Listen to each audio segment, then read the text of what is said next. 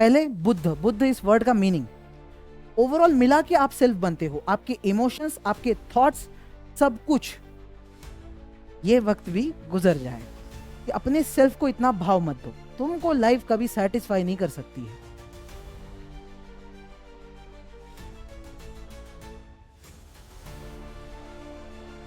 अब what is his philosophy basic. पहले बुद्ध, बुद्ध इस वर्ड का meaning, his name was not Buddha, he was called Buddha. Buddha का मतलब होता है एनलाइटेंड पर्सन, अवेकन्ड पर्सन, जिसका दिमाग खुल चुका है, सीधी भाषा में।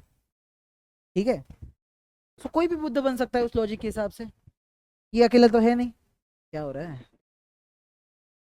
अब ये बुद्ध एनलाइटेंड पर्सन बनने की कॉन्सेप्ट अलग से चलेगी। कई बार बुद्धिज्म में कई सारे सेक्ट हैं, उन सेक्ट्स में कुछ लोग ये भी बात करेंगे कि you can become Buddha, any one can become Buddha. ठीक है, अचीविंग द बुद्धहुड उसी को कहा जाता है।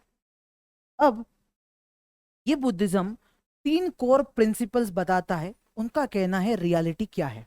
अब देखो, बुद्धिज्म पहले रियलिटी को डिस्क्राइब करेगा कि रियलिटी ऐसी है, और उसके बाद उसका सॉल्यूशन देगा। तो जो आपने नोबल ट्रूथ बताए वो एक्चुअली सॉल्यूशन है। कोर प्रॉब्लम को हम यहां डिस्कस कर रहे हैं। कोर प्रॉब्लम में इनका कहना है कि दुनिया में कोई भी चीज परमानेंट नहीं है। This is the core philosophy. इसको इम्परमानेंस कह लो या फिर इनकी भाषा में कहें पाली में तो अनिक्का कहते हैं। तो इज इट ट्रू? और just because he said will not accept, हमने कहा भाई फिलोसोफर सुनेंगे हम लेकिन मानेंगे किसी की नहीं, हम अपना दिमाग भी यूज करेंगे। Is anything that you see is permanent in this world? Anything? Ethics कहेंगे शायद वो भी ना हो, चेंज ही हो रहा है वो भी, अभी तक पहुंचे ही नहीं हम उस एब्सोल्यूट पे, आइडिया के तौर पे ही चल रहा है। कुछ चीज है जो परमानेंट है, इज इट परमानेंट? 2 मिनट खुश हो, उसके बाद तो खुश नहीं हो, वो भी परमानेंट नहीं दिख रही। अब बुद्धिज्म इस बात को बहुत क्लियरली बता रहा है कि अगर आप देखो, आपको जो इमोशंस भी आ रहे हैं, गुस्सा आ रहा हो या फिर बहुत किसी से प्यार आ रहा हो, कुछ भी आ रहा हो, या फिर आपके अंदर जो ग्रीड वगैरह भी होगी, कुछ डिजायर्स भी होंगे, इनका कहना है इसमें से एक भी चीज आपके साथ परमानेंट नहीं रहने वाली। इवन जो इंडिविजुअल्स आपके सामने दिख रहे हैं ये भी परमानेंट नहीं है, ये भी मर ही जाएंगे, फिर दूसरे पैदा भी होंगे, वो भी मर ही जाएंगे। या फिर मटेरियल चीजों में इन चीजों को भी, जो मैटर आप कहते हो, जो रिवर्स आपको दिख रही हो, ओशन दिख रहा हो, जो एनवायरमेंट दिख रहा हो, ये कह रहे हैं ये भी परमानेंट नहीं है, ये भी चेंज हो जाएगा। आप अटैचमेंट लेके क्यों आ रहे हो किसी भी चीज को लेकर? अब ये और डीप जा रहा है उस मामले में। अब इसके लिए एक काफी छोटी सी स्टोरी है जो चलती रहती है टू गिव द मैसेज कि चीजें परमानेंट नहीं रहती। तो इवन फॉर हैप्पीनेस और इवन सैडनेस, अकबर बिरबल वाली बड़ी स्टोरी चलती है। तो Akbar once upon a time he asked Birbal, एक काम करो, हमें कुछ ऐसी बात कह दो जो सुन के एक खुश इंसान सैड हो जाए, सैड इंसान खुश हो जाए, तो कोई ऐसी लाइन बोलो। बिरबल ने थोड़ा सोचा, ने बोला सर ये वक्त भी गुजर जाएगा, ये वक्त भी गुजर जाएगा। If you are sad there will be a good time, if you are happy ज्यादा उड़ने की जरूरत नहीं है, तुम्हारे साथ भी बुरा होने वाला है। ठीक है, तो बुद्धिज्म घुमा फिरा की यही बात को कहने की कोशिश कर रहा है। तो परमानेंट कुछ है नहीं। अब इसमें अपनी पर्सनल लाइफ पे देखोगे तो आप बूढ़े हो ही जाओगे। तो ज्यादा कुछ लोग, मैं तो बहुत सही दिखता हूँ, 1-2 साल दिखोगे, 10 साल दिखोगे, उसके बाद तो तुम भी बूढ़े होने ही हो। ठीक है, तो ये घूम फिर के आपके उस साइकिल को लेके आ रहा है इम्परमानेंस की। अब यही बात मोर और लेस भगवत गीता में भी है।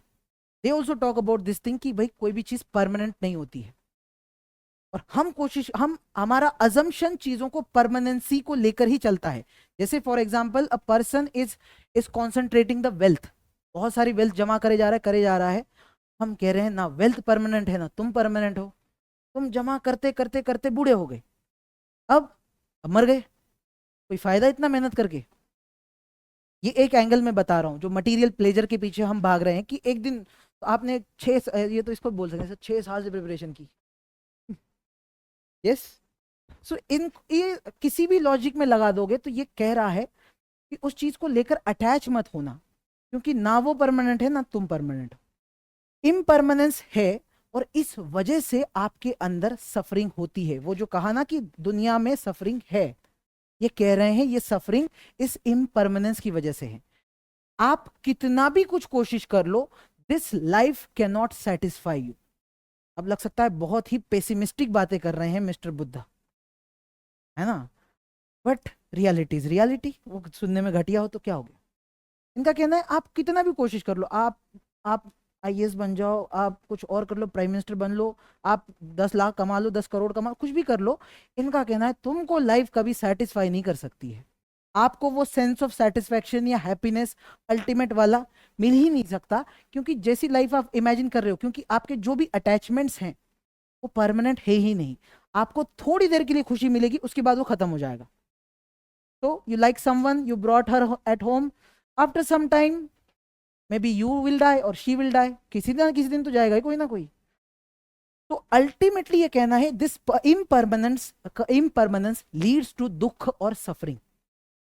ठीक है, और क्योंकि ये सफरिंग है, तो आप एक चीज नोटिस करोगे, आपको अपने इस इंडिविजुअल सेल्फ को इतना भाव देने की जरूरत है नहीं। अब ये सफरिंग निकल के कैसे आ रही है, इसको लॉजिकल ऑर्डर में समझो कि आपको सफरिंग हो क्यों रही है। आपको जो भी इमोशन आई, गुस्सा आया, बुरा लग रहा है, क्यों? आपने अपने माइंड को इतना भाव दिया कि मुझे बुरा लग रहा है।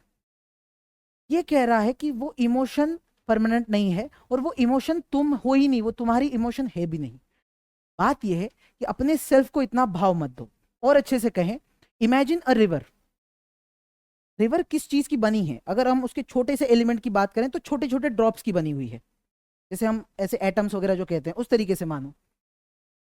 पूरी रिवर बनी है उस छोटे छोटे ड्रॉप से। तो रिवर जैसी भी जा रही है, जिस साइज में भी है, जो कुछ काम कर रही है, इसका मतलब हर वो ड्रॉप वो काम कर रहा है। पर क्या हर वो ड्रॉप अपने आप में पूरी रिवर है? नहीं है। ये सब मिलके रिवर बन रहा है, आप वो नहीं हो। तो इनका कहना है आपको जो इमोशंस आ रहे हैं, आपने जो अपने दिमाग को भी इतना भाव दे रखा है कि मेरा दिमाग है, मैं जो सोचता हूं, ये कह रहा है ये तुम सेल्फ हो ही नहीं। ये जस्ट एक एलिमेंट है आपके सेल्फ का। ओवरऑल मिला के आप सेल्फ बनते हो। आपके इमोशंस, आपके थॉट्स, सब कुछ, आपके experience, everything, they are just one small part, और ये सेल्फ नहीं है। ठीक है, और इसलिए इनका कहना है कि भैया रियलिटी को थोड़ा अच्छे से देख लो। थोड़ा समझ में आया? पूरा समझ आया? थोड़ा समझ आया? ठीक है। So now what he aspects, पहले तो इतनी पेसिमिस्टिक बात की कि भाई दुनिया में सब बुरा हो रहा है, घुमा फिरा के तो यही बात कर रहे हैं। तो अब इसका सॉल्यूशन इन्होंने बताया अपने इन नोबल ट्रूथ्स में, जिसमें कहा कि yes there is suffering and we accept that there is suffering in this life. जिंदा हो तो कुछ खुशी वाला काम तो है नहीं यहाँ पे, बट इसके पीछे का रीजन क्या है? The desires and those attachments. अगर आप सेल्फ को हटा दोगे, अगर आप उस इमोशन को अपनी इमोशन मानोगे ही नहीं, वो जो आपको सैड कर रही है ना इमोशन, जब आप ये समझ जाओगे कि ये सेल्फ था ही नहीं, तो आप इससे डिटैच होके सोच पाओगे। जब डिटैच हो जाओगे, आपको लगेगा अरे ये नॉर्मल चीज है, इसका बुरा नहीं मानते, चली गई तो चली गई, कोई बात नहीं, रोने का नहीं। समझ आ रही बात? ये सेल्फ को डिटैच करके सोचा। आप सोचो इसका ब्रेकअप हुआ है, इसका दोस्त जो है वो तो यही सोच रहा है ना, अरे क्या रो रहा है, कोई बात नहीं। वो नहीं सोच पा रहा है, क्योंकि वो डिटैच नहीं हो पा रहा है। ये डिटैच्ड है, ऑब्वियसली डिटैच होगा ही। ये तो थर्ड पर्सन है ना।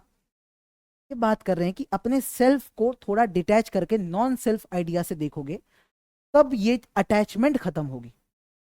ठीक है, तो इनका कहना है सारी इन प्रॉब्लम्स का कॉज अटैचमेंट या फिर डिजायर है, और उस डिजायर को खत्म करना है। और इन्होंने जैनिज्म जैसा पाथ नहीं बताया उस डिजायर को खत्म करने का, इन्होंने अपने तरीके से पाथ बताया है। पहले तो ये एक लाइन कहते हैं कि सर इसको खत्म किया जा सकता है। इतना पेसिमिज्म बोलने के बाद अपने इन नोबल ट्रूथ्स में क्या कह रहे हैं? माना प्रॉब्लम है, लेकिन इन डिजायर्स पर कंट्रोल भी लाया जा सकता है, इश्यू सॉल्व हो सकता है। That solution is this eightfold path.